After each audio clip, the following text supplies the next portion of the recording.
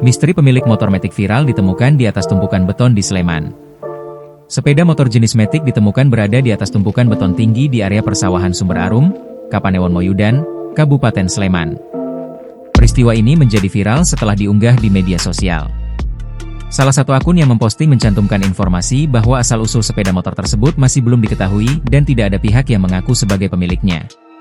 Posisi sepeda motor yang terletak di atas beton tersebut menimbulkan tanda tanya di kalangan masyarakat setempat, mengingat hal itu dinilai tidak mungkin terjadi tanpa bantuan alat.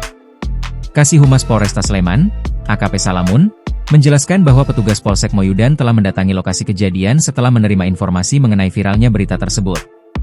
Petugas piket fungsi Polsek Moyudan sudah mendatangi lokasi kejadian berita viral tersebut, kata AKP Salamun saat dihubungi pada Senin, 22 September 2025. Salamun menambahkan, petugas juga telah meminta keterangan dari saksi-saksi. Berdasarkan informasi yang diperoleh, pemilik sepeda motor berinisial Y, yang tergabung dalam sebuah komunitas.